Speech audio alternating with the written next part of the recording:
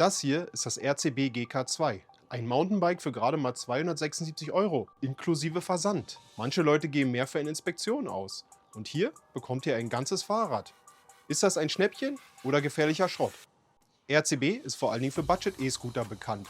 Aber jetzt wollen sie den Fahrradmarkt aufmischen. Ihr Versprechen? Ein robustes Rad mit lebenslangem Support und sogar kostenlosen Reparaturversand im ersten Jahr. Klingt fast zu gut, um wahr zu sein. Um das herauszufinden, schicke ich das GK2 heute durch meinen gnadenlosen Prüfstand. Dazu schauen wir uns an. Erstens den Ready-to-Ride-Check. Wie viel Qualität steckt im Karton und wie einfach ist die Montage? Zweitens das Sicherheitsgefühl. Halten die Bremsen das, was sie versprechen? Drittens der Pendelhärtetest. 80 Kilometer Dauereinsatz auf meiner Pendelstrecke. Viertens Komfort und Ergonomie. Wie fühlt man sich nach 3 Stunden auf dem Sattel? Und fünftens Wartung und Reinigung. Wie langlebig ist die Technik wirklich und wie einfach kann ich das Ganze sauber machen? Am Ende ziehen wir das Fazit im Netzdiagramm und klären die alles entscheidende Frage. Für wen ist dieses 276 Euro Experiment wirklich geeignet? Hier noch der Transparenzhinweis. RCB hat mir das Fahrrad geschickt, aber mein Urteil ist unkäuflich. Wenn etwas klappert, rostet oder versagt, erfahrt ihr es zuerst. Und jetzt geht's los mit dem Ready-to-Ride-Check. Ready to Ride.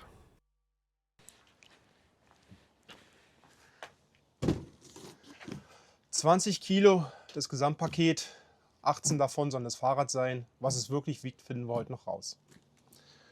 Jetzt gucken wir uns erstmal den Karton an, ob der irgendwo Beschädigungen hat. Wenn nicht, machen wir ihn auf.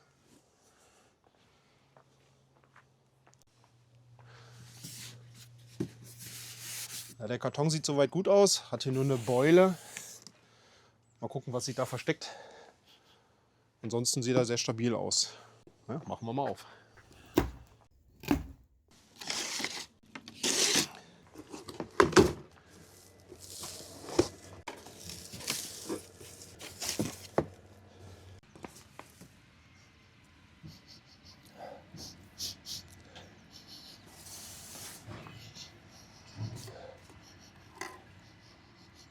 Riecht ein bisschen nach Gummi, aber jetzt nicht schlimm. Also hätte ich schlimmer erwartet.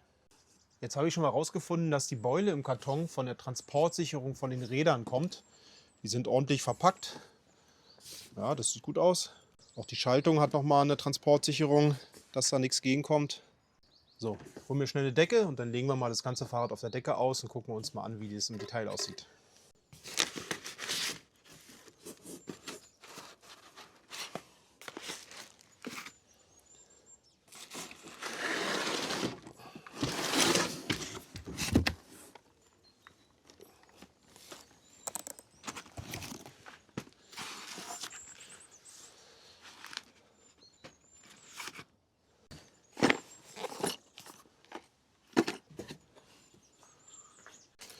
Was man schon mal sieht, ist, dass hier auf jeden Fall sehr viel mit Styropor gearbeitet wurde. Auch Kabelbindern und Co.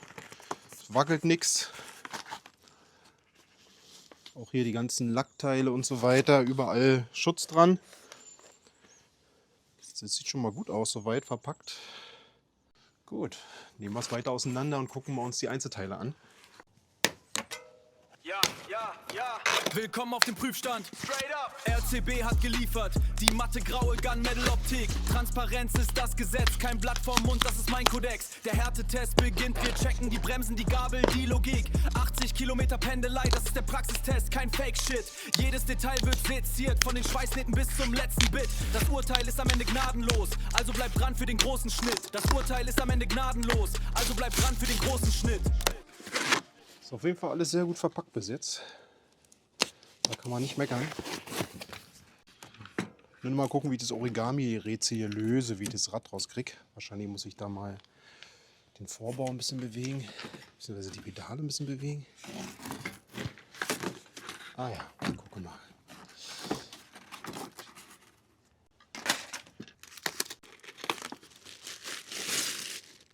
Ja, die Satteleinstellung ist recht einfach gehalten. Mit einer Schraube, alles vor, zurück, hoch und runter. Das ist halt ein bisschen schwieriger, dann den Sattel hier einzustellen von der Position. Ja, der Sattel hat keine Druckentlastung für die Blutgefäße. Das heißt, tourentauglich oder längere Strecken ist der nicht. So, dann schauen wir mal, was im Karton ist. Die Pedale schön markiert mit links und rechts. Fett ist erstmal keins dran am Gewinde. Hier auch nicht, da müssen wir nachher auf jeden Fall fetten, weil sonst haben wir spätestens nach einem halben Jahr Probleme, dass wir nichts mehr abkriegen. Der Rückstrahler hat leider kein Z drauf. Ja, in Deutschland ist wichtig, dass ein Z drauf ist für hinten. Sonst kriegt man in der Fahrradprüfung für die Kinder nämlich keinen Sticker. Der Mautschlüssel hier, dünnes Blech. Also die Anleitung ist recht ausführlich beschrieben. Es sind auch viele Bilder mit dabei, wo sie zeigen, dass man hier mit diesem Maulschlüsselblech arbeiten kann. Aber ganz ehrlich, da nehme ich lieber meine eigenen Maulschlüssel, anstatt hier so ein Blech. Da rutscht man höchstens ab oder macht sich die Schrauben kaputt oder die Hand. Das ist nett, dass es mit drin ist, aber da investiere ich lieber ein paar Euro in einen Maulschlüsselsatz und habe den zu Hause und arbeite damit. Ansonsten versuche ich mal die Montage generell mit meinem Multitool zu erledigen, weil das ist mir wichtig, weil unterwegs habe ich auch keinen Maulschlüssel mit, sondern nur das Multitool. Wenn ich es damit montiert kriege, dann ist das auf jeden Fall ein großer Pluspunkt für alles.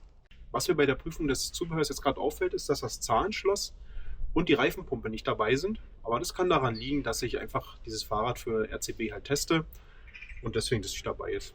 Ich gehe davon aus, wenn ihr sowas bestellt, dass es dann auf jeden Fall mit dem Paket drin ist. So, auf geht's. Ich baue das Fahrrad mal zusammen.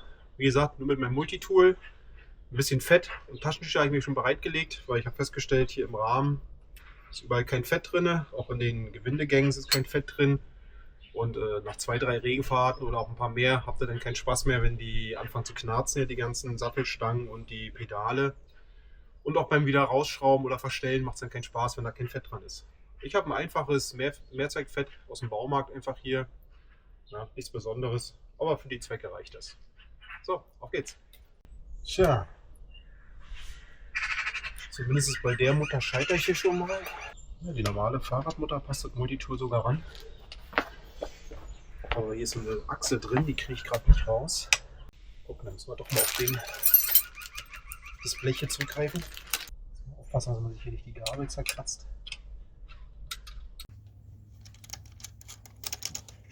Keine Schnellspanner.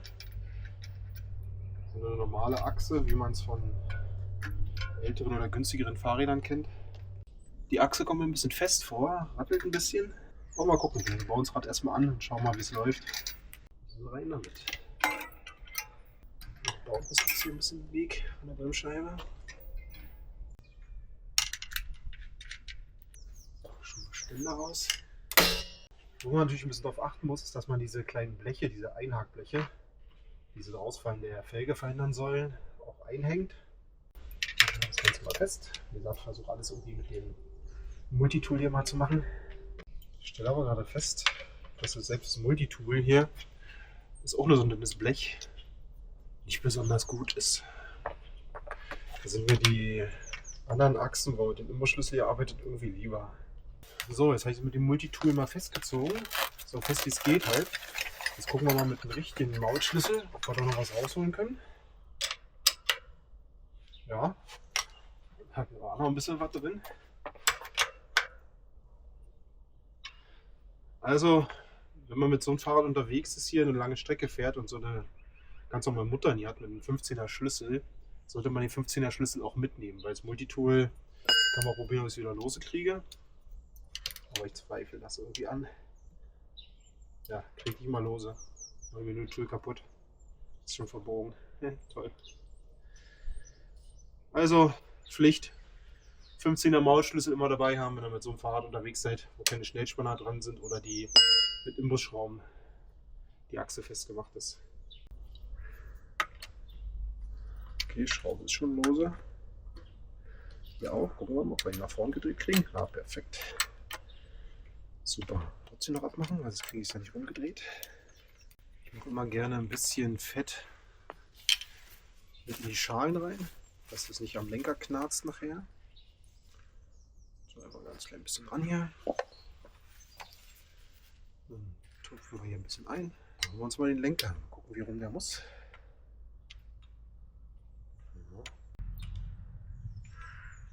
Wir müssen natürlich darauf achten, dass man hier die Bauntenzüge nicht irgendwie verdreht oder einklemmt. Sonst kann nachher eventuell das nicht mehr da langlaufen, wo es soll. Dann finde ich ihn noch ein bisschen komisch, dass der hier rüberläuft. Ein bisschen Angst, dass der hier am Rad schrammt unten. Aber es scheint zu täuschen. Mal gucken, wie sich bei längerer Fahrt macht. Laut den Bildern von der Herstellerseite liegen die Bowdenzüge aktuell richtig bei mir. Vorteil ist natürlich, wenn ihr ein bisschen Fett in den Lagerschalen drin habt hier und in der Aufnahme, dann zerkratzt ihr euch nicht gleich den ganzen Lack vom Lenker wieder. Bremshebel natürlich immer ein bisschen nach unten. Ja, müssen wir dran denken, wenn wir sitzen. Hände gerade. Ich stelle es erstmal nur grob ein. Feintuning machen wir, wenn alles zusammengebaut ist nochmal. Weil wenn man 80 Kilometer fährt an einem Tag, dann sollte das schon halbwegs passen. Gucken, dass wir schön gerade sind. Ja, sieht gut aus. Was mir positiv auffällt, hier sind noch Spacer drunter. Das heißt, man könnte den Lenker auch noch ein bisschen tiefer setzen. Höher geht leider nicht weiter. Aber gucken wir. Man kann das Fahrrad ja bis 1,90 Meter oder so fahren. So, machen wir als nächstes einen Sattel rein.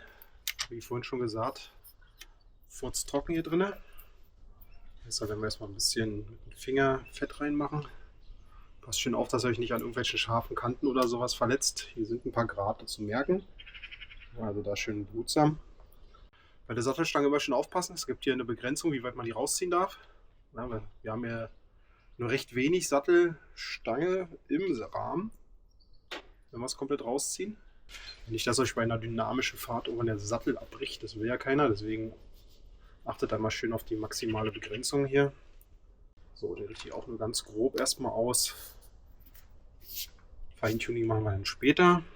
So, hier schön aufpassen an den Kurbeln. Da ist natürlich die Markierung dran, ob links oder rechts. Ne? Hier ist auch nochmal eine Pedale in L dran. Da machen wir gleich mal ein bisschen Fett ans Gewinde hier. Und die Pedale ja später auch nochmal abkriegen.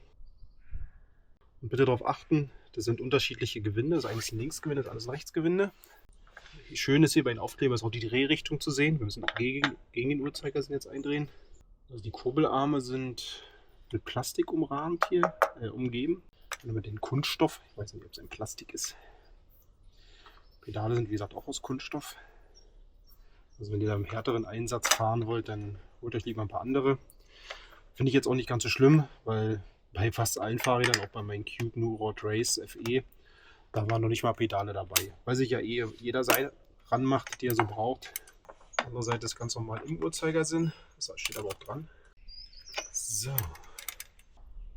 So, bevor ich jetzt die Klingel anbaue und die Reflektoren, mache ich erstmal einen generellen Schraubencheck und prüfe, ob alle fest sind.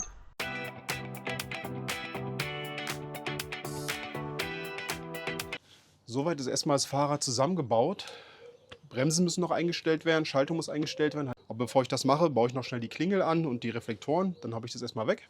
Dann kann ich mir den Platz noch mal ein bisschen frei machen, dass wir in Ruhe die Sache einstellen können. Ja, nicht wundern, man sieht, mit so einem Multitool lässt sich gar nicht mal so super bequem arbeiten. Mal gucken, dass ich hier nicht im Weg bin mit der Schaltung nachher. Nicht, dass wir anstatt zu schalten immer klingeln. Wobei in Berlin würde man da wahrscheinlich besser vorankommen als mit einem optimalen Gang. So, fest, passt. Ich setze den Reflektor gerne immer ein bisschen tiefer als die Lampen, weil die Lampe ist mir wichtiger, dass man die auf einer gewissen Höhe sieht. Klick. Jetzt geht es ran an die Bremsen, da wird es ein bisschen sportlicher. Ich versuche euch das im Detail so zu filmen, dass ihr auch seht, was eingestellt werden muss und wie man es auch macht. Bremssättel haben immer meistens Imbusschrauben, die kann man lösen, dann ist der Bremssattel an sich erstmal frei. Dann geht man bei, zieht die Bremse an, damit justiert sich quasi oder richtet sich der Bremssattel anhand der Bremsscheibe aus. Und dann zieht man die langsam, vorsichtig immer fest, abwechselnd die Schrauben, guckt immer mal wieder, ob es passt. Und das machen wir jetzt einfach im Detail mal.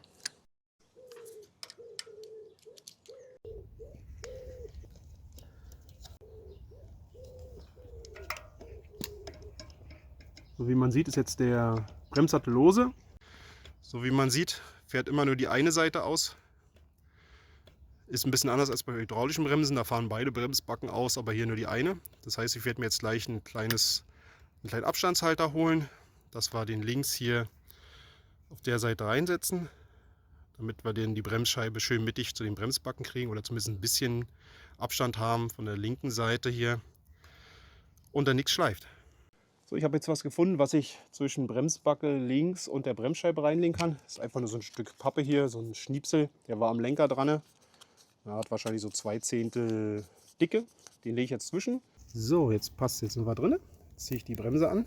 So, jetzt ziehen wir wieder ganz vorsichtig hier alles fest. Erste, schön sanft, dass hier bloß nichts wieder sich irgendwie verzieht hier. Deswegen ganz sanft am Anfang und dann immer ein bisschen fester während. Also Bremssattel vorne ist ausgerichtet, aber jetzt haben wir das Thema, dass sich hier oben der Bremshebel komplett ranziehen lässt. Wir können natürlich hier oben die Einstellschraube einfach rausdrehen, aber die hebe ich mir lieber noch ein bisschen auf für später, weil der Bowdenzug sich ja im Laufe der Zeit noch dehnen wird und dann ist es mir lieber, wenn ich da noch nachstellen kann. So, wir ziehen noch ein ganz klein bisschen nach. So, und dich festmachen wieder. Zack. Jetzt prüfen wir gleich nochmal, wie es aussieht. Ah ja, jetzt gefällt mir das besser. Nochmal. Schleift nicht. Super. So, ja, jetzt ist gut. Jetzt kann man auch richtig ziehen wie ein Berserker hier mit 2 Daumen. Das passt. Sehr gut. Vorderbremse ist eingestellt. Die Vorderradbremse ist eingestellt. Gefällt mir ganz gut jetzt. Ich finde es auch super, dass es Bremsscheiben sind. Ist halt viel praktischer, dadurch, dass man die 8 im Reifen nicht spürt. Und die packen auch in der Regel ein bisschen besser zu. Jetzt, wo die Vorderradbremse fertig ist, kümmern wir uns auch um die Hinterradbremse. Das ist ein bisschen einseitig. Gucken, ob die auch. Ja, bremst auch nur die eine Bremsbacke von der einen Seite. Das heißt, die werden wir jetzt genauso einstellen wie die Vorderradbremse. Naja, siehst du. Dann ziehen wir vorsichtig an, die Bremse. Und dann ziehen wir vorsichtig fest. So. Ups. Raus damit. Ja, sehr gut, ratscht nicht mehr. Bremshebelspiel sieht auch gut aus. Sehr gut, da müssen wir gar nichts weiter einstellen. Was mir bei dem Fahrrad sehr gut gefällt, ist hier die im Rahmen verlegte Kabelführung. Das ist sehr praktisch, weil dann bleibt man nirgendwo mit den Beinen hängen, irgendwie am Kabel oder so. Sehr schön. Auch die Schweißnähte hier machen wirklich einen sehr guten Eindruck. Ja, nicht hingekleckst oder hingerotzt. Auch hier die Schweißnähte sehen ganz vernünftig aus. Das macht einen sehr stabilen Eindruck. Auch hier im Tretlagerbereich alles schön bis zu Ende geschweißt. Auch hier, wo die Schweißnähte zusammenkommen. Auch hier am Ende das Anschweißstück für die Halterung der Gangschaltung. Das ist schön vernünftig angeschweißt. Einzige, was mir bis jetzt aufgefallen war, war einmal am Lack hier so eine kleine Irritation. Manche Leute stört das extrem, andere nicht so, weil sie wissen, dass der Lack eh bald kaputt ist an manchen Stellen. Auch hier oben auf dem Oberlinienrohr hier so ganz kleine Sachen wie Staubeinschlüsse oder auch Löcher teilweise hier ein bisschen. Das ist alles eher arm, also irgendwie Staub drin. Wir gucken kurz mal, ob die Federgabel auch einfedert.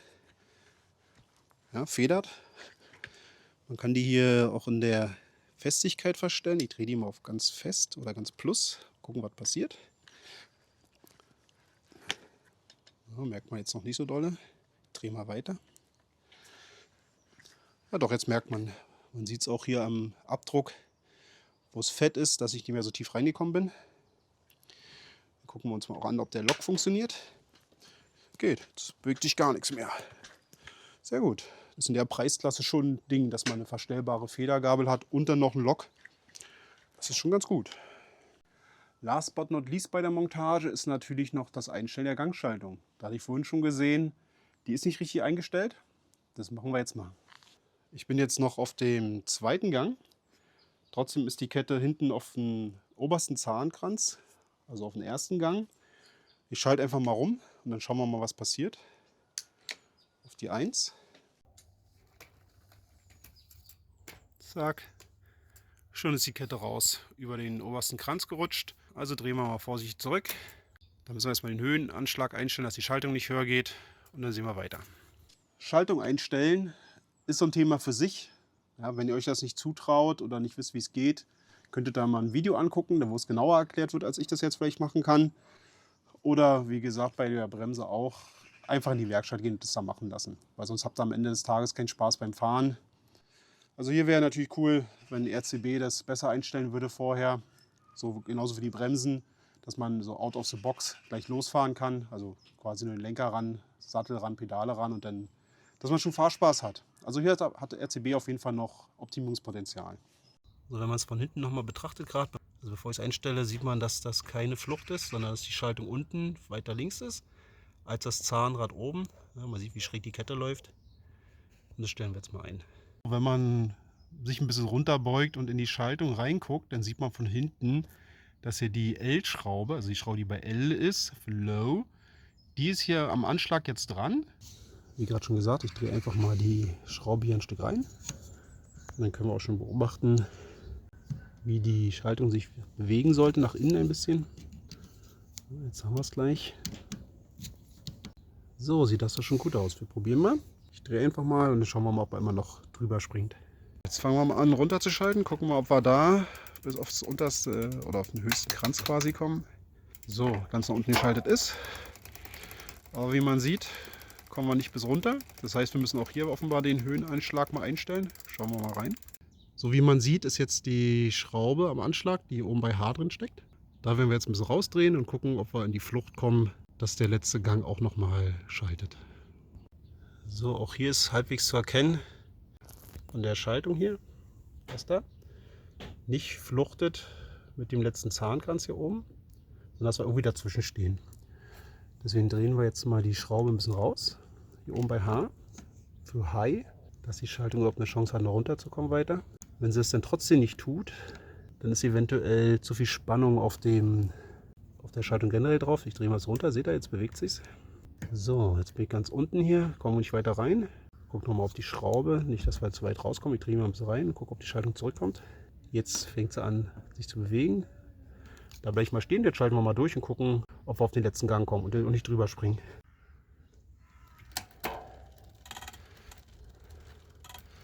Na prima.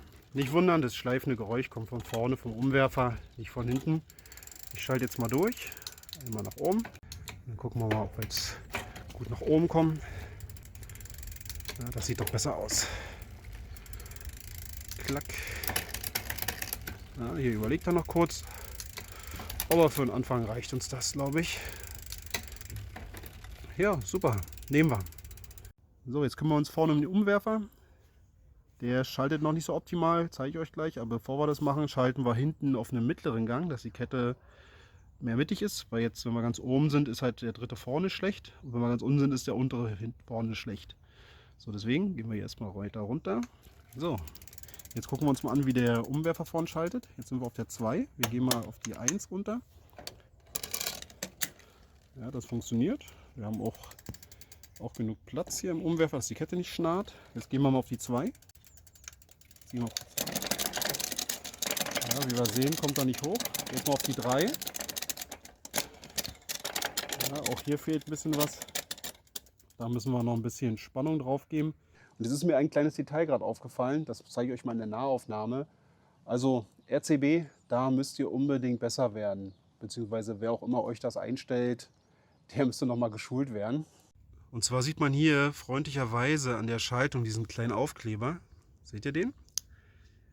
Den baut Shimano immer erstmal ran, damit man weiß, wo die Schaltung hin muss, von der Höhe in dem Fall. Also in dem Fall jetzt die Höhe. Also der Abstand soll 3 mm von diesem Blechteil hier, von der Blechkante, bis zu den Zehen sein. Wie man sieht, sieht man gerade gar keine Zähne. Ich zeige euch die mal, die sind da unten versteckt. So, da sieht man sie. Das heißt, der Umwerfer ist einfach mal locker 5 mm zu hoch. Ich werde ihn jetzt mal runterdrehen auf die richtige Höhe, dass die Zähne, so wie sie im Aufkleber sind, zu sehen sind, circa einen Abstand von 3 mm zu der Blechkante haben. Und dann gucken wir, dass wir die nochmal eingestellt kriegen.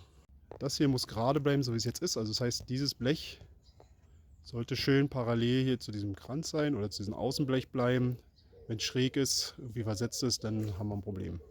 So, jetzt sieht man, sind wir genau da, wo wir hinwollen. Die Zähne sind genau auf den Vorlagen vom Aufkleber. Sorry, dass es ein bisschen wackelt, aber ich halte gerade mit der anderen Hand den Umwerfer fest, dass er nicht verschwindet. Und man sieht, was ich meine, ne? So, schön festmachen, dass sich da auch nichts mehr verstellt.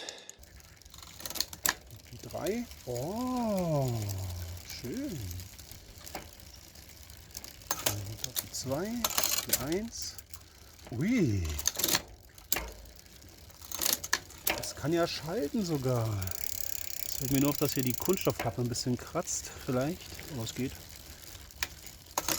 Wow. Ja Leute, getreu dem Motto, kaum macht man es richtig, geht's auch. Kann auch die Schaltung vorne funktionieren, wenn man die richtig einstellt. Wie schon gesagt, hier muss RCB definitiv besser werden. Bei sowas kann man keinen Laien anvertrauen. Das funktioniert nicht. Ansonsten sind wir mit der Montage soweit fertig. Jetzt geht es an die kleine Feineinstellung. Damit will ich euch aber nicht langweilen. Dazu hatte ich schon mal ein Video hier gemacht. Guckt euch das mal an. Fahrrad ist eingestellt, so gut wie es geht. Nach meiner Methode, wie ich es euch in dem Video schon gezeigt habe. Aber ich muss feststellen, jetzt nach der Fersenmethode, ihr seht es, die Pedale ist ganz unten, mein Knie ist nicht annähernd gestreckt. Ich kann den Sattel aber nicht höher stellen, weil ich schon am Maximum dran bin. Und wir haben vorhin ja gesehen, dass es nur so ein kleines Ministück ist, was noch im Sattelrohr dann drin steckt. Das heißt, ich kriege es nicht größer. Also hier die Angabe von RCB, dass man bis 1,95 Meter damit gut fahren kann.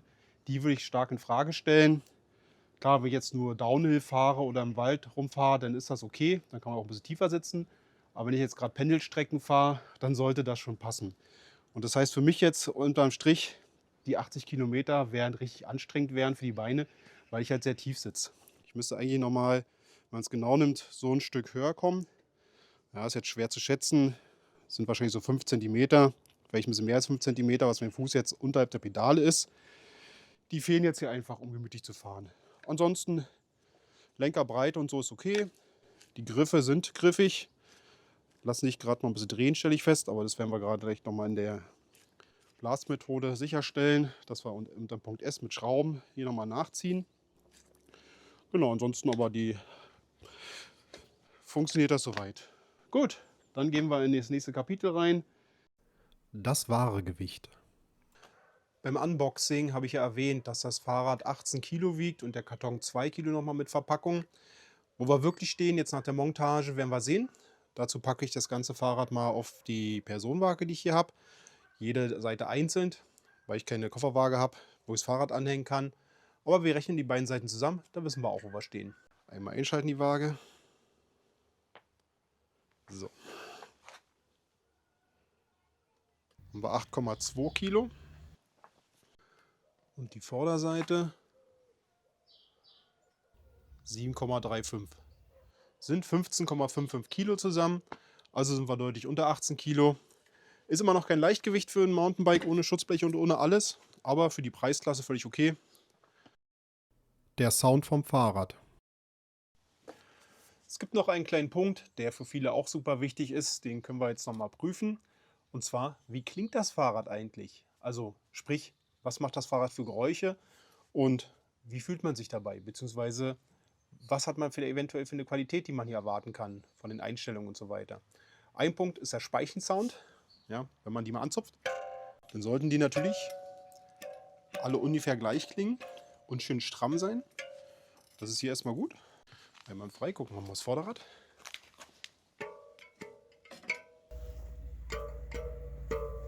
Super, das klingt gut. Jetzt hören wir uns noch den Sound an vom Freilauf und von der Kette.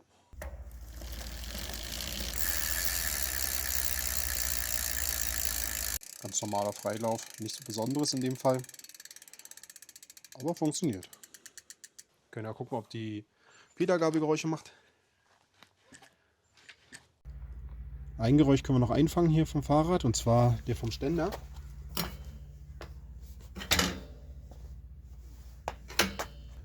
Das Fahrrad an sich, ich finde es ganz schick. Ja, sieht so ein bisschen aus wie das Bettmobil, so in matt schwarz oder dunkelgrau, was hier sein soll. Und der Ständer hier aber, naja, der macht es ein bisschen kaputt, ganz ehrlich. Könnte schöner sein. Fazit zum Ready to Ride. Das Unboxing des RCB GK2 hinterlässt einen gespaltenen Eindruck. Auf der einen Seite steht ein hervorragend geschützter Rahmen mit einer Verarbeitungsqualität, die man bei 276 € kaum erwartet hätte. Auf der anderen Seite steht ein Montageaufwand, der Laien ohne Vorkenntnisse vor echte Probleme stellen könnte. Die Lichtblicke. Ich habe hier eine vorbildliche Verpackung vorliegen gehabt. Jede Menge Schutzkappen und Folien haben den Rahmen perfekt konserviert. Und trotz des günstigen Preises riecht das Bike nicht nach Chemiebaukasten. Der leichte Gummigeruch von den Reifen ist sehr schnell verflogen. Zudem gibt es hier eine unerwartete Qualität.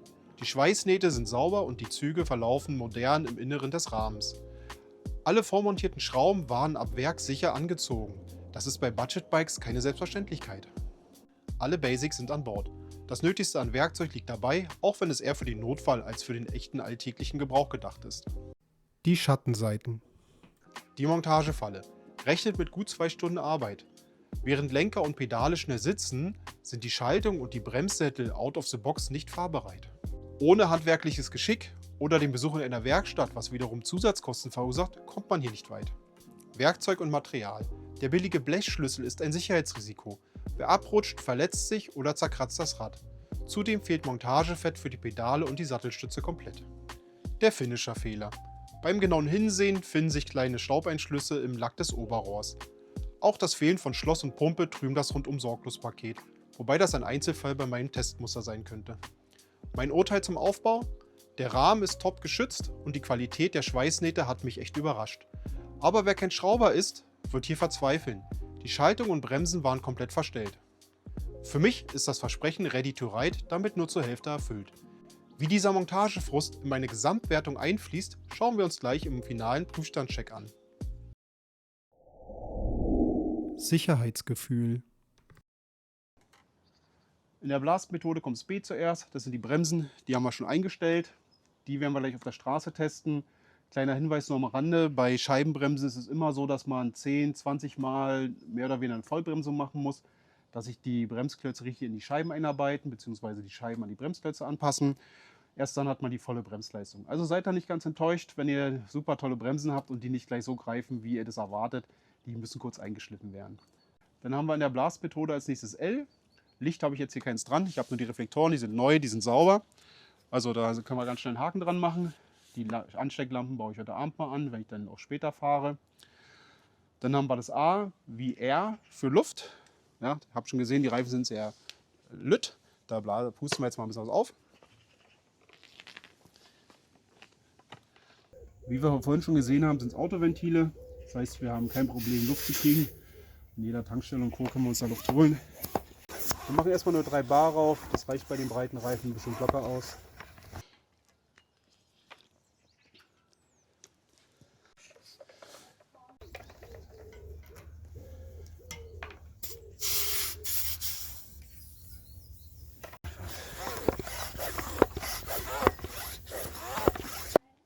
So, jetzt haben wir die Luft drauf. Jetzt kommt der Punkt S in Blast. Da ziehen wir die eine Mutter hier noch mal kurz ein bisschen nach oder eine Schraube noch mal ein bisschen nach. Da habe ich gesehen, wo ich die Griffe bewegt habe, dass die ein bisschen lose sind. Alle anderen Schrauben haben wir ja schon ordentlich nachgezogen überall. Passt. Jetzt T wie Testfahrt. Das heißt, ich nehme das Fahrrad mal auf die Straße rauf, hole mir noch einen Helm schnell und dann machen wir eine Testfahrt, bremsen mal ein bisschen ein und gucken, ob alles okay ist. So, Zeit für die erste kleine Testfahrt. Los geht's. Ich mache ein paar Bremsungen gleich mal, um zu schauen, ob alles vernünftig funktioniert. Und was mir noch eingefallen war, zu gucken, hat der Lenker irgendwie Spiel? Ist hier irgendwas im Lager, aber es fühlt sich alles gut an. Von der Seite kann man nicht meckern. So, auf geht's.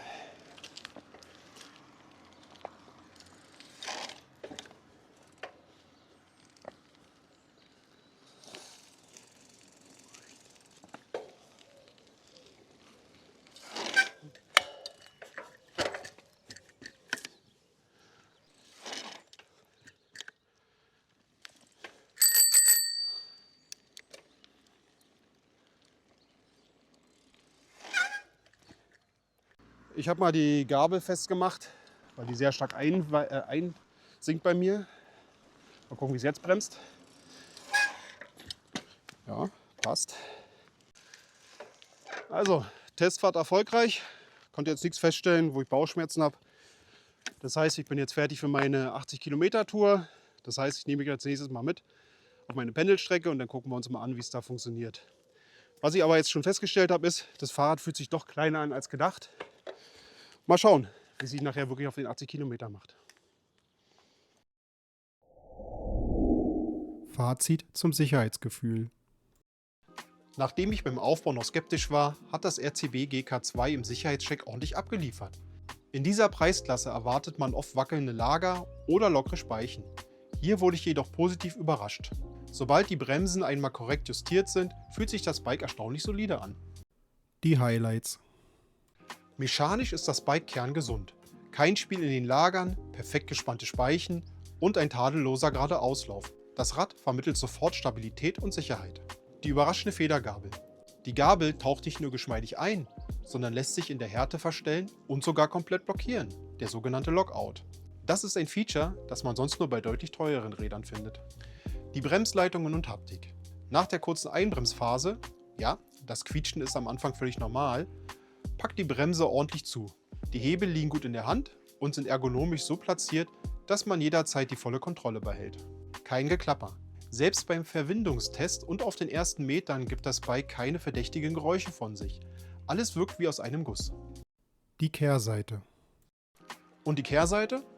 Hier Fehlanzeige. In diesem Bereich gibt es absolut nichts zu meckern. Für den aufgerufenen Preis ist die sicherheitsrelevante Hardware einwandfrei. Mein Urteil zum Sicherheitsgefühl? Ein absolut sicheres Fahrgefühl ab der ersten Sekunde. Dass die Gabel sowohl einstellbar als auch blockierbar ist, hebt das GK2 in dieser Produktkategorie weit über den Durchschnitt. Pendelhärtetest 80 Kilometer. Leute, die Zeit der Wahrheit ist gekommen. Ich gehe jetzt rein in den 80 Kilometer Pendeltag und werde herausfinden, ob das RCB GK2 die Gene hat zu einem Pendelrad. Oder ob ich unterwegs komplett versage, weil mir der Hintern wehtut, die Hände wehtun, die Beine einschlafen oder ähnliches. Oder weil die Technik komplett versagt. So, nicht lange reden, ich nehme euch jetzt mit. Auf geht's.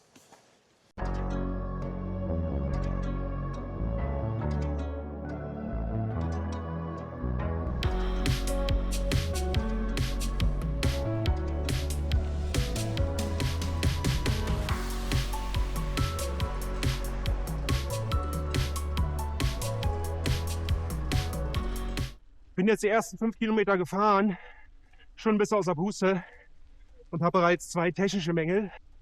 Das eine ist der Bowdenzug, der hinten verlegt ist, hinter der Gabel.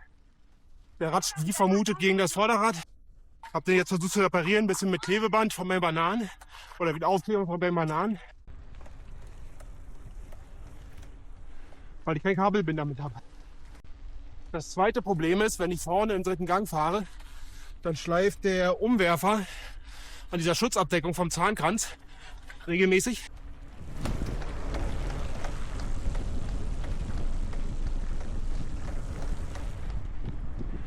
Wenn ich die Zugspannung ein bisschen rausnehme aus dem Umwerfer, dann klackt das nicht mehr dagegen.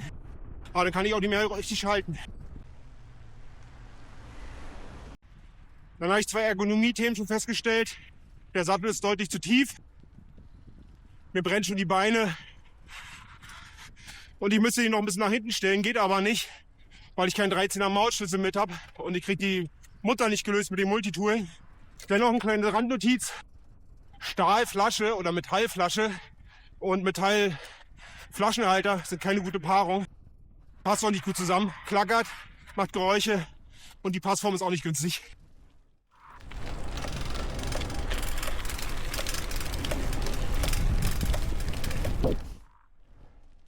Sagen wir es so, nach 5 Kilometern bin ich mir schon recht sicher, dass dieses Fahrrad nicht für Menschen bei 1,80 Meter oder 1,82 Meter, was für Pendeln geeignet ist.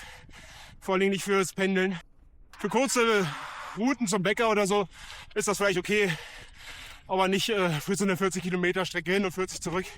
Ansonsten der Rollwiderstand ist okay, das passt soweit mit den Reifen, aber wir gucken, wie es weitergeht.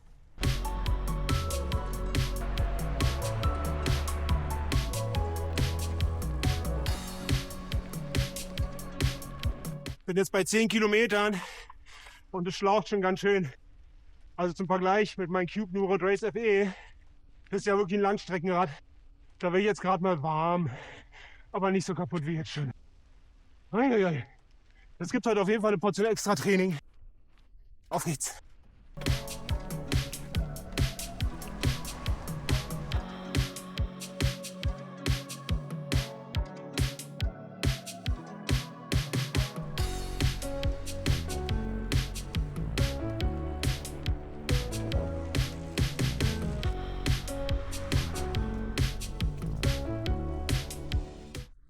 Wer mich kennt, der weiß schon, dass ich ungern mit Rucksack fahre, weil der Rücken immer so klitschnass ist und auf den Schultern so schwer liegt. Ich vermisse meinen Gepäckträger. Aber gut, da haben wir schon festgestellt, das Pendeln wahrscheinlich nicht nur die große Stärke ist von dem RCB GK2 Fahrrad hier.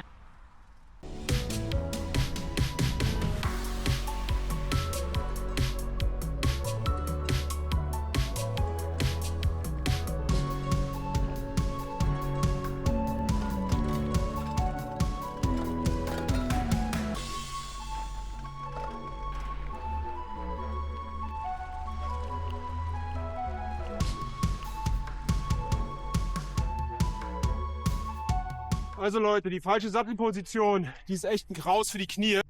Meine Knie drücken schon ganz schön. Und wenn ihr wissen wollt, wie ihr das Maximum aus eurem Fahrrad rausholt, dann guckt euch gerne das Video an, was ich schon mal dazu gemacht habe und euch hier verlinke.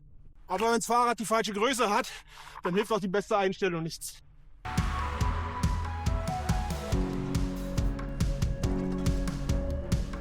Ich habe mich jetzt auf einen etwas gemütlicheren Fahrstil eingestellt, weil ich nicht so schnell vorwärts komme mit dem Fahrrad. Ich sitze einfach zu tief. Das geht ganz schön auf die Beine. Aber so genießt man wenigstens das Wetter und die Bewegung. Ach, herrlich heute. Bin jetzt bei 20 Kilometern. Und wie zu erwarten war, ist der Sattel jetzt natürlich nicht überragend. Ist okay für so ein Fahrrad. Ja, ich habe jetzt keine Schmerzen. Aber ein paar Druckpunkte merkt man schon, weil er auch nicht richtig eingestellt ist. Ich bin eh kein Fan von Standardsatteln, weil die irgendwie nie zu meiner Ergonomie passen. Deswegen hole ich mir lieber einen eigenen Sattel immer noch dazu. Aber das muss jeder selber wissen. Also wenn man viel und lange Fahrrad fährt, dann sollte man einen passenden Sattel haben. Guckt ruhig mal unten in die Videobeschreibung. Da habe ich euch vom Fahrrad XXL mal einen Link reingelegt. Da kann man seine Maße eingeben und dann findet man einen passenden Sattel für sich. Aber wenn ihr einen habt, testet den auf jeden Fall ausführlich, damit ihr sicher seid, dass er passt. Notfalls zurückschicken, sonst macht das keinen Spaß. Meine provisorischen Bananenaufkleber, um den Bauernzug ein bisschen zu fixieren, sind schon gerissen. War zu erwarten.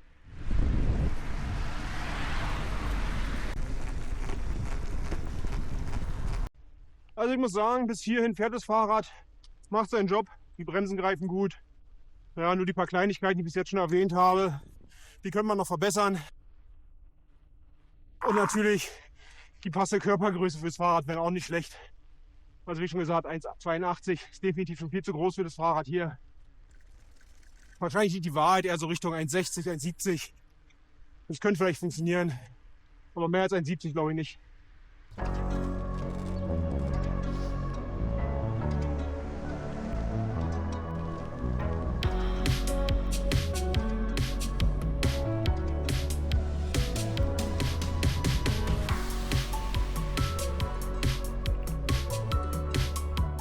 Mir ist aufgefallen, dass wenn man das Vorderrad hochzieht, dass dann die Federgabel innen drin so aufschlägt oder so anknallt. Ganz kurios, vielleicht sieht man das hier auf den Bildern. Weiß ich nicht genau. Aber schreibt mir doch mal gerne in die Kommentare, ob das bei euren Fahrrädern, die vorne eine Federgabel haben, auch so ist. Das würde mich mal total interessieren.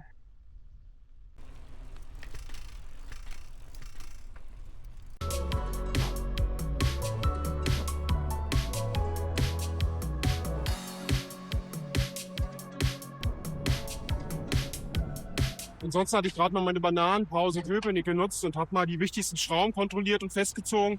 Und Überraschung, bei einem neuen Fahrrad waren sogar einige dabei, die ich ein bisschen festziehen musste. Aber das ist jetzt nichts Ungewöhnliches, das habe ich bis jetzt bei jedem Fahrrad gehabt. Aber sollte man auf jeden Fall mal machen.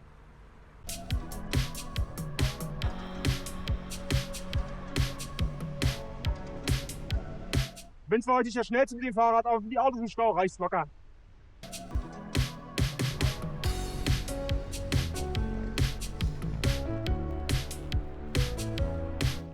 Also von der Kraftanstrengung her erinnert mich die Tour jetzt total an meine 100-Kilometer-Tour mit den 10-Euro-Fahrrad von eBay. Das Video dazu verlinke ich euch hier oben gerne nochmal.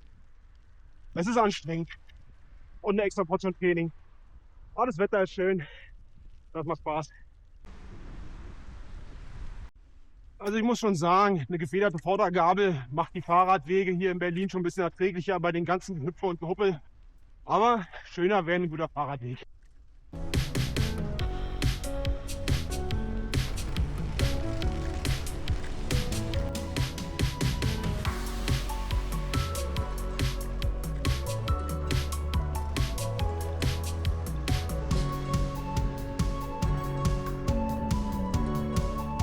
Jetzt liegen 30 Kilometer hinter mir.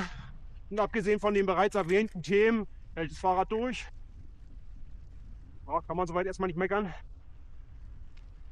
Bei mir sieht es anders aus. Ich bin schon ganz schön durch. Normalerweise esse ich mein Brötchen immer erst, wenn ich auf der Arbeit bin. Aber dazu muss ich noch 8 Kilometer fahren ungefähr. Und jetzt ist schon Essenszeit. Ich merke langsam, dass ich Hunger kriege. Also muss ich mein Brötchen jetzt erstmal unterwegs essen.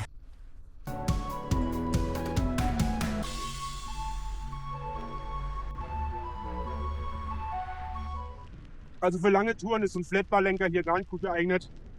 Dafür muss ich meinen Gravel-Lenker. Der ist einfach ein bisschen ergonomischer. Man kann auch ein bisschen abwechseln mit den Handpositionen. Und man liegt ein bisschen tiefer. Hat halt auch nicht so viel Windwiderstand. Also ich fahre nie wieder 80 Kilometer unter solchen Bedingungen. Mache ich nicht mehr. Ich fahre einfach nicht mehr los. So weite Strecken, dann fahre ich lieber weniger. Ja, ziehe dann Punkte ab, weil es nicht langstreckentauglich für mich ist, die Pendelstrecke gar nicht schaffen kann. Das Fahrrad ist einfach viel zu klein für mich. Das geht so dermaßen auf die Knie und nimmt auch kein Ende, weil ich so langsam bin. Da muss ich meine Bewertung zum Thema Pendelstrecke nochmal anpassen. Für Fahrräder, die mir einfach zu klein sind. Leute, ich habe die ersten 40 Kilometer geschafft. Oder die ersten 40 Kilometer haben mich geschafft. Ich gehe jetzt arbeiten und bei euch geht sofort weiter mit dem Rückweg. Auf dem Rückweg fahre ich spontan mit Tim zusammen. Den kennt ihr schon aus meinem Video zum Mauerweg und das verlinke ich euch hier oben nochmal.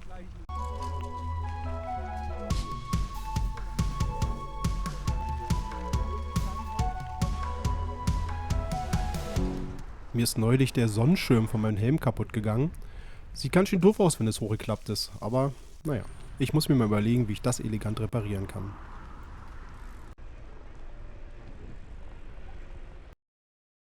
Der Pannencheck. Leute, ich habe jetzt 60 Kilometer hinter mir mit dem RCB GK2 Fahrrad. Knie sind ein bisschen angestrengt und die Beine auch, weil es einfach nicht so ergonomisch jetzt gerade für mich ist, die ganze Situation hier. Aber jetzt ist genau der richtige Zeitpunkt zu gucken, was wäre, wenn ich einen Platten habe und am Hinterrad den Schlauch wechseln muss. Ich baue das Hinterrad mal aus. Meinen Mautschlüssel, den 15er, habe ich dabei, dass ich es überhaupt rauskriege, weil mit dem Multitool geht das gar nicht. Und dann nehmen wir mal lasse ich Luft raus und wir öffnen mal den Mantel, um zu schauen, ob das vernünftig funktioniert. Ansonsten baue ich dann wieder zusammen, pumpe alles auf und dann geht es weiter. Wenn hoffentlich alles klappt. So, los geht's.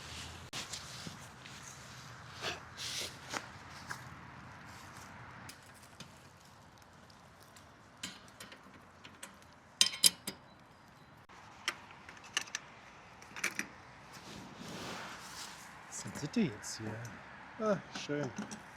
Also wenn man das Hinterrad ausbaut, dann baut man gleichzeitig den Ständer hier aus.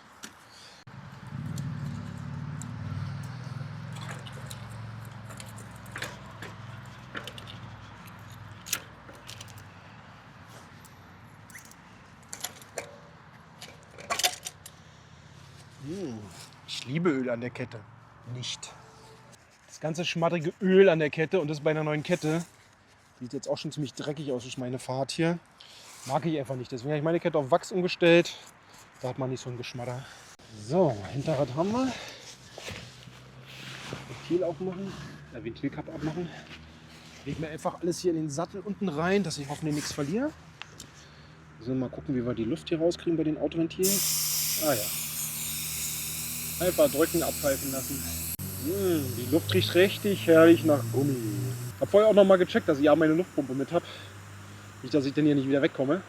Aber ich habe ja in der Satteltasche eine kleine Pumpe und ein bisschen größere Pumpe hier noch im Rucksack extra mitgenommen. Und glücklicherweise ist die nächste Tankstelle nicht weit weg. Da kann ich notfalls hinlaufen, um den auf Druck zu kriegen, weil das ist der Vorteil jetzt hier wieder bei den Autoventilen. Gut, jetzt wie gesagt, erstmal eindrücken, dass der Gummi abgeht hier. Ist recht weich. Ich fange gerne beim Ventil an. Rein mit den Hebern. Ach ja, die sind schön weich hier. Das ist ja ein Kinderspiel hier.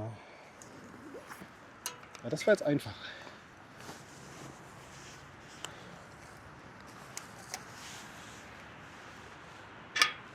So, dann können wir den ganzen mal gleich hier reingucken. Wie wir sehen, ist hier auch ein schönes Schutzband noch drin. Das ist gut. Nicht, dass die Speichen gleich den Schlauch kaputt machen wieder. Ein schöner dicker Schlauch. Klar, bei der Reifenbreite wird wahrscheinlich hier 2 Zoll sein oder so. Steht hier irgendwas? 2,3 Zoll Reifenbreite, falls es jemand interessiert. Gut, ich mache hier wieder sauber und dann bauen wir wieder zusammen. Wenn wir nicht gleich wieder Dreck reinholen hier. So, jetzt habe ich natürlich nicht aufgepasst wegen der Rotation. Ich bin ein Depp. Das heißt, es ist gedreht. So, das Rad läuft so rum. Wir stehen auf dem Kopf, das heißt, Rotation muss andersrum sein. Steht hier irgendwas? Ja, Rotation, darum. Also so lang. Genau, perfekt.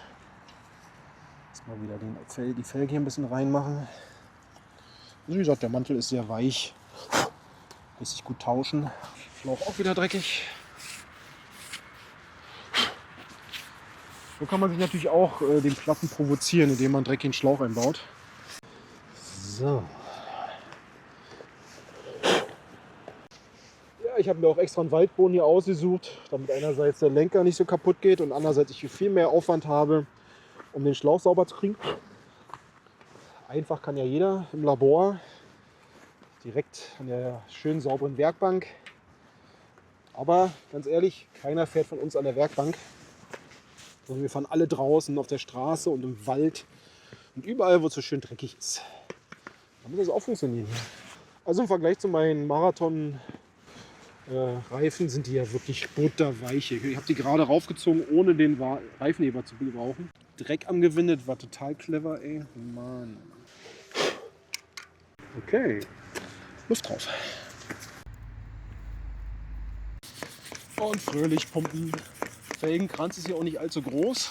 Das heißt, es sollte keine Probleme geben, dass der Mantel richtig raufrutscht und nachher umeiert. Übrigens, wenn ihr mir einen großen Gefallen tun wollt, lasst gerne ein Abo da. Bei 60 Kilometern mit einem viel zu kleinen Fahrrad zu fahren und dann noch einen Reifen zu wechseln und in der Hocke sitzen, das ist richtige Anstrengung. Ja, ich gebe hier wirklich alles. Und Abo kostet euch nichts, aber hilft mir total. Gebt mir auch gerne einen Daumen hoch, wenn euch das Video gefällt.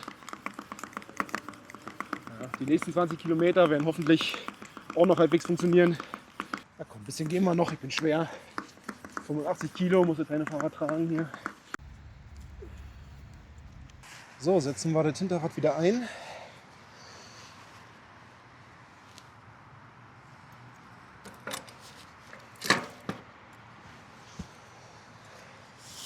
Das sitzt.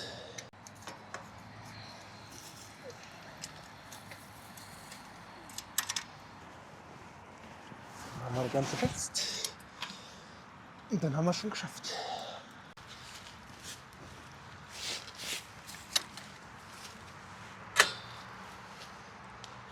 So, wie wir gesehen haben, war abgesehen von dem 15er Maulschlüssel, den echt nicht jeder mitschleppen will, das Reifen- bzw. Schlauchwechseln überhaupt gar kein Problem. Von der Seite alles gut. Ich packe zusammen und fahre weiter. Die anderen 20 Kilometer noch mal schauen, ob irgendwas Neues dazukommt, was ihr unbedingt wissen müsst. Auf geht's!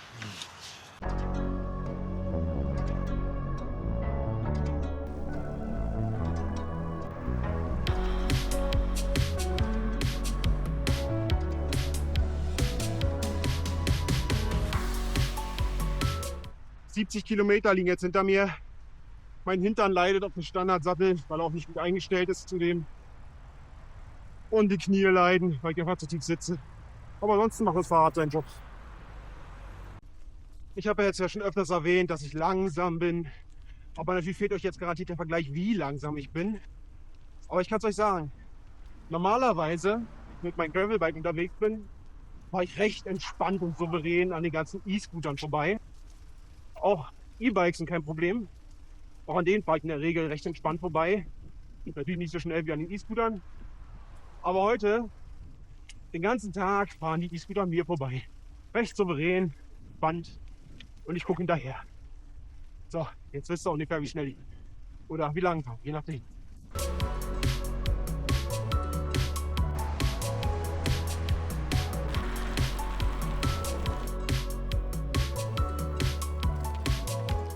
So Leute, der Pendelhärtetest mit 80 Kilometern sind geschafft. Ich bin angekommen.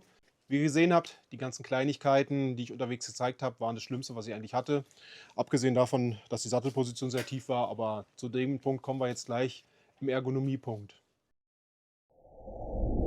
Fazit zum Pendelhärtetest. Das RCB GK2 hat die 80 Kilometer ohne Totalausfall überstanden, was für ein Bike dieser Preisklasse erstmal ein Erfolg ist. Doch im Detail zeigen sich die Schwächen, die zwischen einem Gelegenheitsrad und einem echten Pendlerbike entscheiden. Während der Rahmen robust bleibt, gibt es bei der Peripherie und der Langstreckentauglichkeit deutlichen Nachbesserungsbedarf. Die Highlights. Eine robuste Basis. Das Bike hält mechanisch durch und es gibt keine Rahmenbrüche oder lockere Komponenten nach dieser Distanz. Ein Komfortplus. Die Federgabel leistet auf unebenen Wegen gute Arbeit und schluckt kleine Schläge spürbar weg. Ein klarer Vorteil gegenüber Starrgabeln auf schlechtem Asphalt oder Schotter. Extras ab Werk. Ein Getränkehalter ist dabei, er ist zwar etwas klein und neigt bei Metallflaschen zum Klappern, ist aber als Basisfeature nett gedacht. Die Schwachstellen. Konstruktionsfehler Bremse. Ein absolutes No-Go ist der Bowdenzug der Vorderradbremse. Dieser schleift am Vorderrad und hat sich im Test bis zum Stahlmantel durchgerieben. Hier muss RCB dringend mit Kabelbindern oder Ähnlichem nachbessern, sonst droht Bremsversagen. Eingeschränkte Pendlertauglichkeit. Für täglich 80 Kilometer fehlen essentielle Dinge wie Lichtanlage, Nahendynamo, Schutzbleche und ein Gepäckträger. Zudem bietet der Flatbar-Lenker keine Griffvariation, was auf Dauer zu Ermüdungen führt. Der Technikfeinschliff. Die Federgabel schlägt beim Ausfedern, zum Beispiel nach Sprüngen, hart und unsauber am Endanschlag an. Zudem schleift die Kette im dritten Gang an der Schutzabdeckung des Kettenblattes. Ein Problem, das sich aufgrund der Geometrie des Umwerfers nicht ohne weiteres wegjustieren lässt. Der Rollwiderstand und das Gewicht. Mit 15,5 Kilo ist das Bike kein Leichtgewicht. Zusammen mit den grobstolligen MTB-Reifen ist der Kraftaufwand auf langen Asphaltstrecken deutlich höher als bei einem Gravelbike oder Trekkingrad. Der Pannencheck. Ein platter Reifen gehört zum Alltag des Pendlers dazu. Hier zeigt das RCB GK2 Licht und Schatten. Der Werkzeugfrust. Statt modernen Schnellspannern oder Inbusachsen setzt RCB auf klassische 15er Muttern. Das bedeutet, wer unterwegs einen Platten hat, muss einen massiven 15er Mausschlüssel dabei haben. Der beiliegende Blechschlüssel aus dem Lieferumfang ist hierfür völlig ungeeignet, da man damit kaum das nötige Drehmoment aufbringen kann, um die Muttern sicher zu lösen oder festzuziehen. Die Seitenständer-Besonderheit. Ungewöhnlich ist, dass der Seitenständer direkt an der Hinterachse montiert ist. Sobald man die Achse löst, fällt einem der Ständer entgegen. Das ist kein Beinbruch, macht das Handling beim Schlauchwechsel aber etwas fummelig. Reifen und Ventile. Die Reifenmischung ist sehr weich, wodurch sich der Mantel extrem leicht von der Felge heben lässt. Das schont die Finger und geht schnell. Ein riesiger Vorteil für Gelegenheitsfahrer sind die verbauten Autoventile. Man braucht keine Spezialpumpe und kann den Reifendruck unkompliziert an jeder Tankstelle korrigieren. Mein Urteil zum 80 Kilometer Pendelhärtetest. Das Fahrrad ist robust genug für den Weg zum See oder kurze Strecken. Aber für echtes 80 Kilometer Pendeln fehlt es an Ausstattung, Ergonomie und technischer Detailtiefe.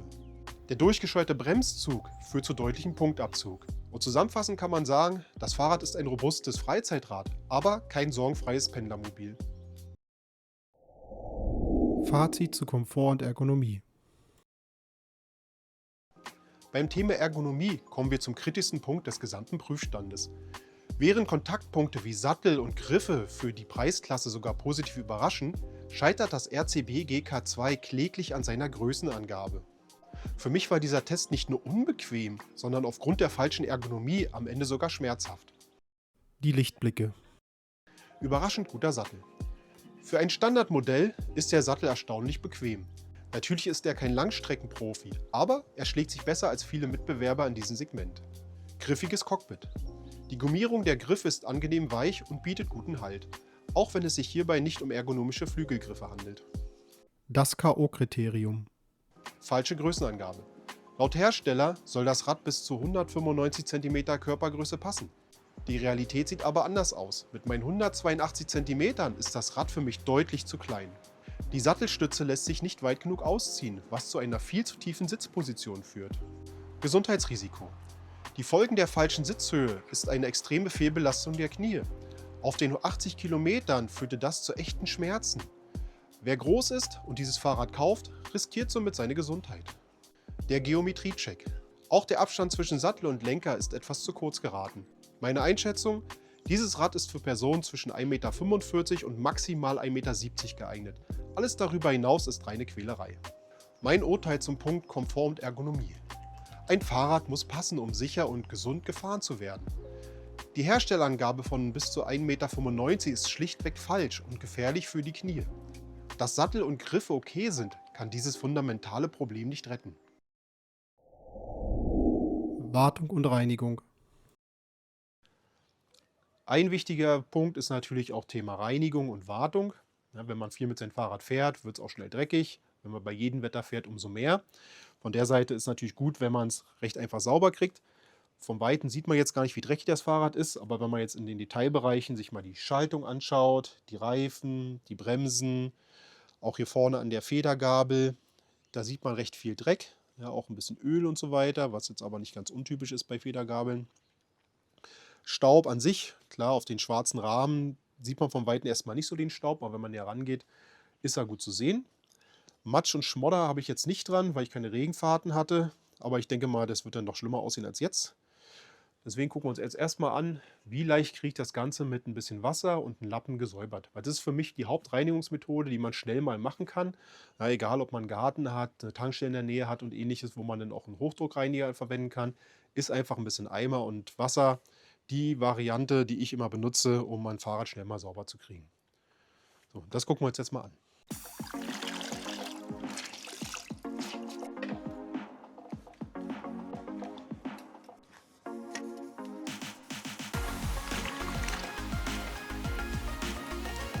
Ich mag immer kein Öl an der Kette, sind immer alles gleich, die Finger und so dreckig, wenn man dagegen kommt.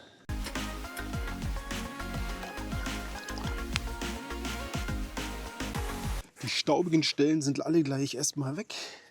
Dann können wir uns ein bisschen um die fettigen Stellen kümmern. Erstmal Schaltung hinten. Und dann die Federgabel hier vorne, dass der Lappen nicht so dreckig ist, falls wir doch noch was anderes putzen wollen.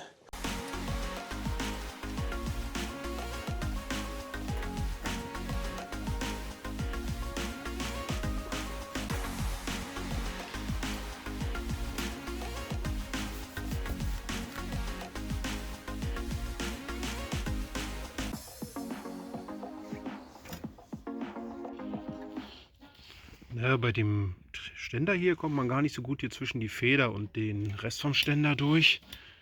Das ist ein bisschen komplizierter, da muss man sich den Lappen mal ein bisschen kleiner machen hier. So, und dann durchziehen. So ungefähr. Dann geht es auch einigermaßen, aber ist natürlich nicht so schön. Da gibt es manchmal so ein paar kleine Stellen hier, wo man mit dem Finger nicht so gut reinkommt. Passt bei den Bremsscheiben bitte immer auf, dass hier nicht mit was Öligen oder Ähnlichem daran kommt. Also hier mache ich so eine groben Stellen wie hier. Am liebsten immer zum Schluss. Ja, dass der Lappen einerseits nicht so dreckig ist und ich dann andererseits kein Öl und Ähnliches dran habe, wenn ich da versehentlich doch mal gegen die Bremsscheiben kommen sollte. Dann ist es nicht ganz so schlimm. Also wie immer von oben nach unten am besten putzen. Ja, so ein Schutzbügel hier ist schon praktisch, dass wenn das Fahrrad mal umkippt, dass die Schaltung nicht leidet. Aber man kommt natürlich deswegen nicht so gut ran an die Schaltung, wenn man sie putzen will.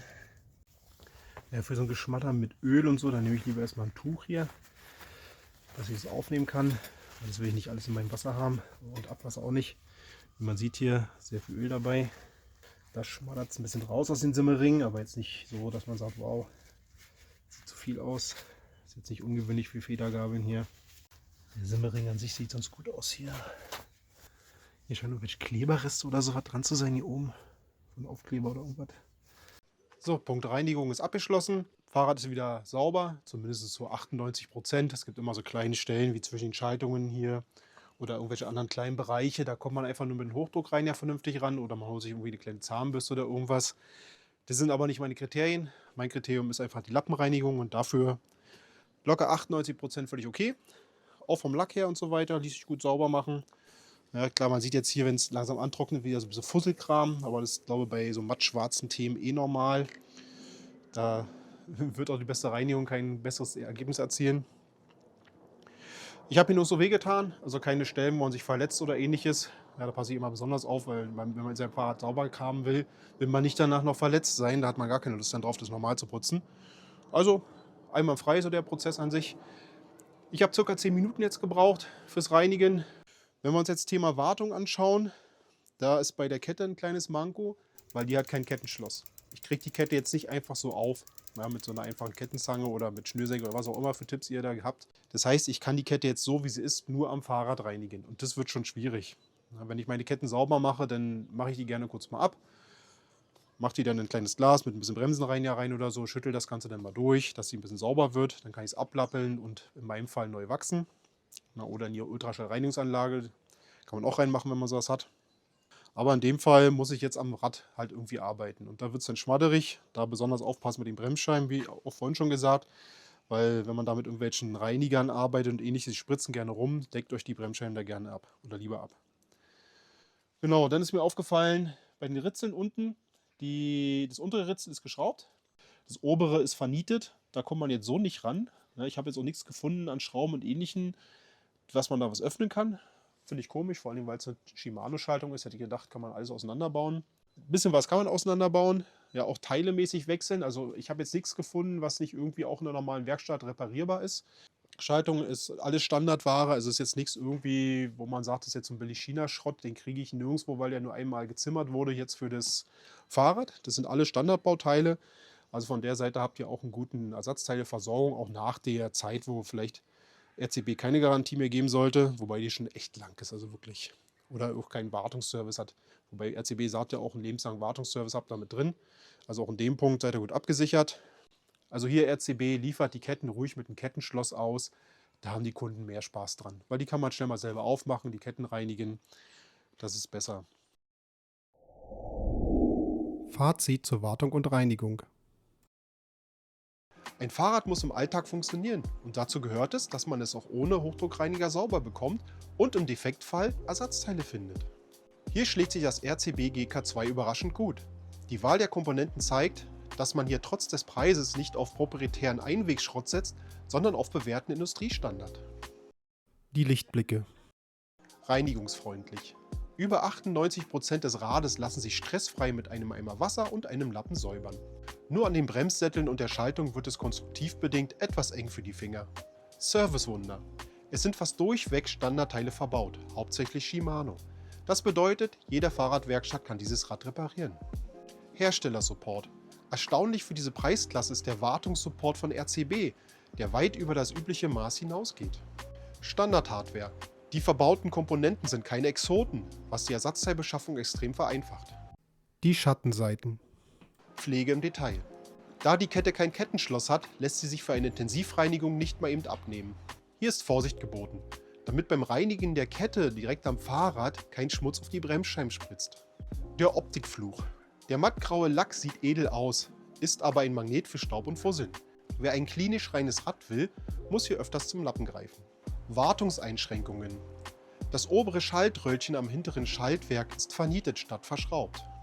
Ein Austausch ist damit fast unmöglich, aber glücklicherweise ist das ein Teil, das nur extrem selten gewechselt werden muss.